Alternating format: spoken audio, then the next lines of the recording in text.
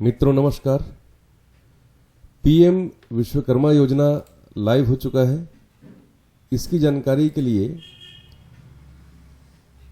ये पूरा वीडियो मैं बना रहा हूं, जिसमें आप पीएम विश्वकर्मा योजना के बारे में पूरी जानकारी भी पाएंगे और साथ ये भी जान पाएंगे कि इस फॉर्म को भरना कैसे है। इसके लिए आपको गूगल क्रोम को ओपन करना है और ओपन करने के बाद अब यहाँ पर लिखना है आपको पीएम विश्वकर्मा योजना। जैसे आप पीएम विश्वकर्मा लिखेंगे तो इसकी वेबसाइट दिखाई देगी pmvishwakarma.gov.in। इसको क्लिक करने के बाद आपके सामने इसका वेबसाइट दिखाई देगा।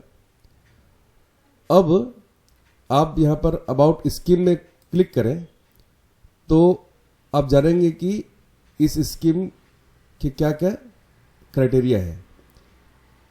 एलिजिबिलिटी क्राइटेरिया को आपको क्लिक करना है तो इसका जो पहला जो एलिजिबिलिटी क्राइटेरिया है वो ये है कि एन आर्टिसन और crafts person working with hands and tools and engaged in one of the 18 family based traditional trade। तो इसमें 18 जो अलग अलग फैमिली बेस्ड ट्रेड है उनमें उनको वो काम आना चाहिए, जैसे कि लोहार या आपका हो गया उसमें टेलर, दर्जी, ऐसे अलग अलग है, अभी आप आगे देख पाएंगे। दूसरा जो क्राइटेरिया है कि उनकी जो मिनिमम उम्र है, मिनिमम जो एज है, कम से कम 18 साल का इनका उम्र होना चाहिए। ठीक है, अगर उनकी एज 18 से कम है तो ये फॉर्म को भरा जा सकता है। ठीक है, अगला है कि the benefit should engaged in concern trade. जिस ट्रेड के बारे में आप भर रहे हैं उससे उनको जुड़ा होना चाहिए। जैसे मान लीजिए कोई दर्जी है तो उसको उस काम में जुड़ा होना चाहिए, या अगर कोई लोहार है तो वो लोहार का काम उनको करना चाहिए, उनको आना चाहिए। ठीक है, और इसमें और जो योजनाएं हैं सरकार की, जैसे कि मुद्रा योजना के तहत आपने कोई लोन ना लिया हो, है ना, उसके अलावा स्वनिधि योजना है ना, इसमें उनका इनरोलमेंट नहीं होना चाहिए। ठीक है, चौथा जो क्राइटेरिया है वो ये है कि the registration and benefits under the scheme shall be restricted to one member of the family. ठीक है, कहने का मतलब ये है कि इसमें सिर्फ परिवार के एक सदस्य को इसका फायदा मिल सकता है। The registration and benefit under the scheme shall be restricted to one member of the family.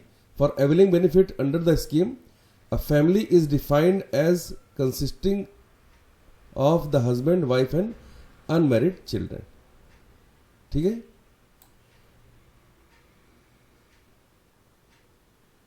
A person, पांचों जो क्राइटेरिया है, a person in government service and their family member shall not be eligible under the scheme.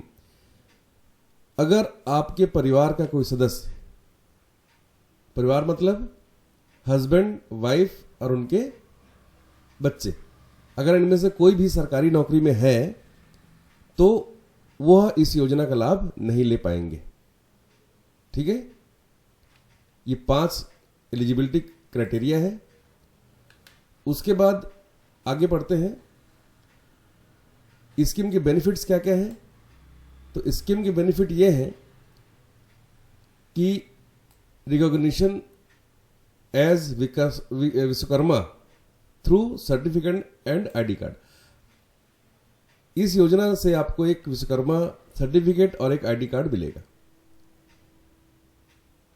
ये जो योजना है इसके लिए 5 से 7 दिन की ट्रेनिंग होगी, अधिकतम 40 घंटों की, 40 आवर्स की इस ट्रेनिंग को आपको करना रहेगा। Interested candidate can also enroll for 15 days, 120 hours advanced training। यदि प्रतिभागी चाहे, यदि ट्रेनी चाहे तो वो 15 दिन की ट्रेनिंग भी ले सकता है, जो कि 120 घंटे का होगा। प्रति छात्र प्रतिदिन 500 दिया जाएगा।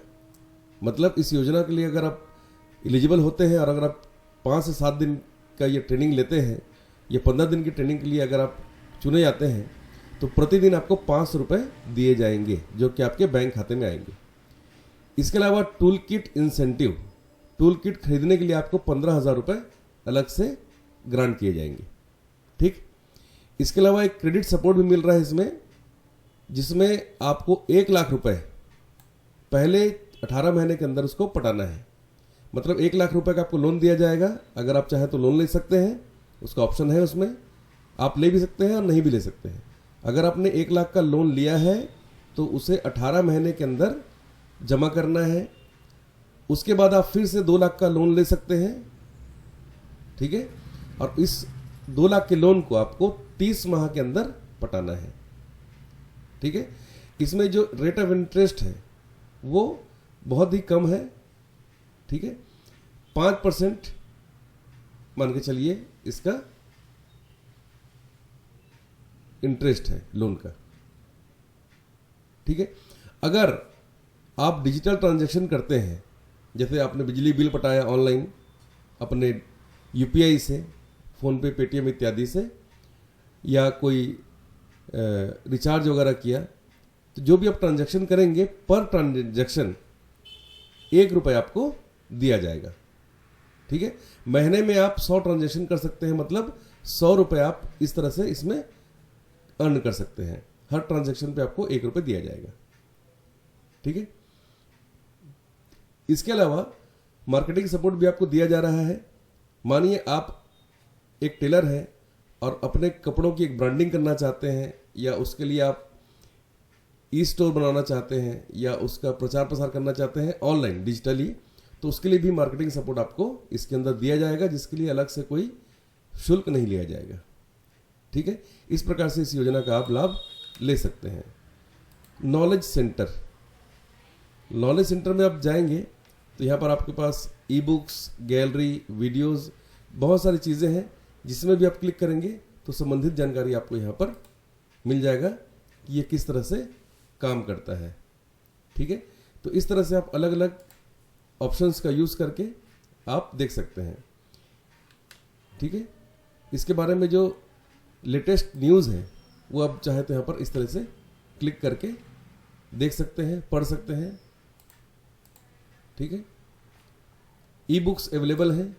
ई बुक्स में क्लिक करने के बाद यहाँ पर जो ई बुक्स हैं उसको आप पढ़ सकते हैं। नॉलेज सेंटर में जाकर आप बहुत सारे इसके पीडीएफ बने हुए हैं, पहले से गाइडलाइंस है, बुकलेट है ना, किस तरह से इसके फ़ायदे आपको मिल सकते हैं, वो सारा कुछ यहाँ पर अवेलेबल है, वो आप पढ़ सकते हैं।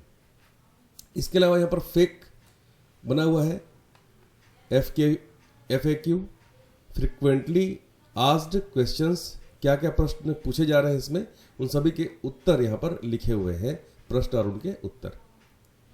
इसमें नया क्या है वो आप व्हाट्स न्यू में क्लिक करके जान जाएंगे कि इस योजना में और क्या क्या चीज़ें नई नई जोड़ी गई हैं, इस प्रकार से।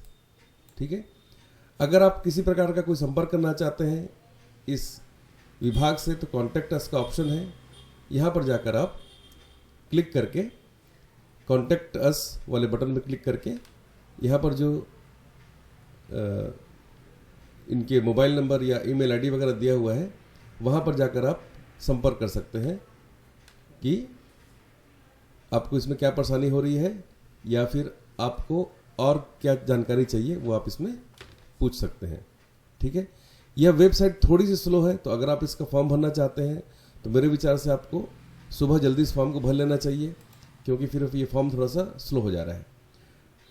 इसके लिए रजिस्टर कैसे करना है उसके लिए भी यहाँ पर विकल्प बना हुआ है, यहाँ पर क्लिक करके आप जान जाएंगे कि टोटल 4 इसके स्टेप हैं। सबसे पहले आपका मोबाइल और आधार वेरिफिकेशन होगा, उसके बाद फिर आप किस तरह का काम करते हैं उसका एक रजिस्ट्रेशन होगा, उसके बाद फिर आपको उसका एक सर्टिफिकेट डाउनलोड करना है, उसका फॉर्म डाउनलोड करना है, और अंत में इसके जो भी कंपोनेंट्स हैं उसके बारे में आपको जानकारी भरनी है। ठीक है, तो 4 स्टेप में इसको भरना है। कैसे इसको रजिस्टर करना है उसके लिए आपको लॉगिन में क्लिक करके इस फॉर्म को भरना शुरू करना। इसके लिए सबसे पहले आपको अपना आधार वेरिफिकेशन कराना होगा। उसके लिए अपना मोबाइल नंबर डालना है और उसके ठीक नीचे आपको लिखना है अपना आधार कार्ड का नंबर। आधार कार्ड का नंबर लिखने के बाद नीचे में जो कैप्चा लिखा हुआ है वो सेम टू सेम कैप्चा आपको यहाँ पर लिखना है।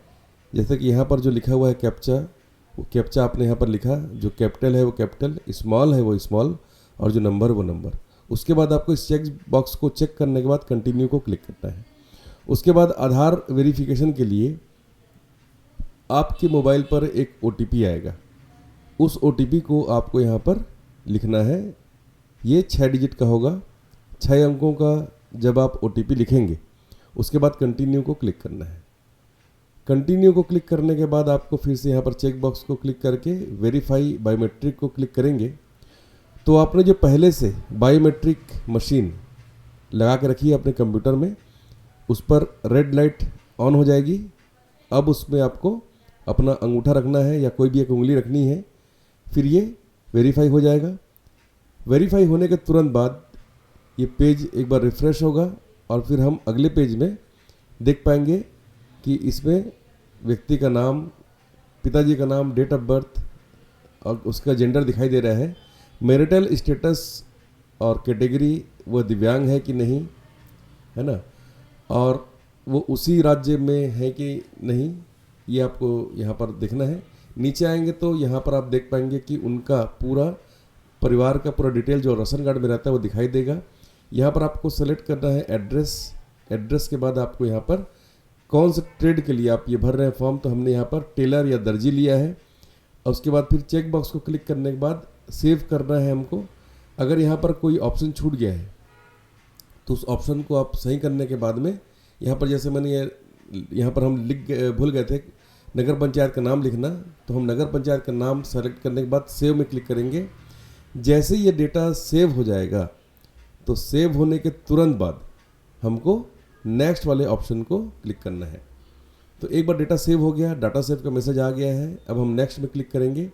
अब यहाँ पर बैंक का नाम सेलेक्ट करना है, जिस बैंक में भी आपका खाता है।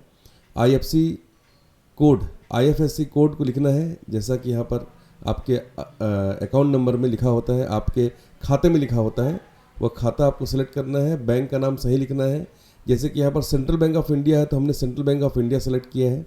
यहाँ पर IFSC कोड लिखना है आपको, जो IFSC कोड है वो हमने यहाँ पर सही लिख दिया है। IFSC कोड लिखने के बाद बगल में एक सर्च का ब्लू कलर का बटन बना हुआ है, उस ब्लू कलर के बटन को आपको क्लिक करना है और नेम ऑफ ब्रांच जो बगल में है वहाँ से आपको यहाँ पर अपना सेलेक्ट कर लेना है ब्रांच।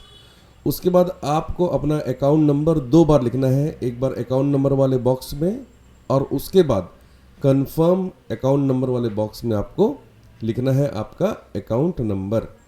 अकाउंट नंबर लिखने के बाद आपको इस तरह से लिखने के बाद नीचे आना है और यहाँ पर अगर आपको लोन चाहिए तो आप यहाँ पर क्लिक करें, लोन नहीं चाहिए तो क्लिक ना करें।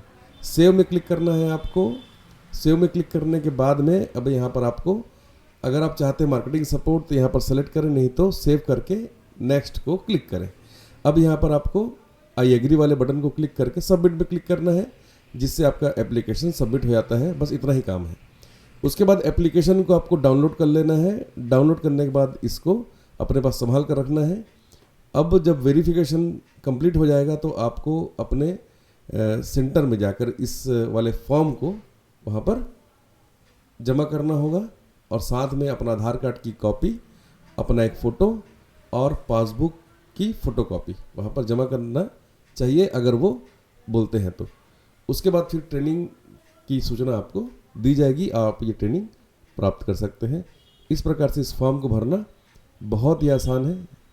इस फॉर्म को भरने के बाद जब आपको इसकी सूचना दी जाएगी तब आप जाकर इस कोर्स को कर सकते हैं और कुछ ही दिनों में फिर आपका ट्रेनिंग शुरू हो जाएगा और इसके सारे बेनिफिट्स आपको मिलेंगे।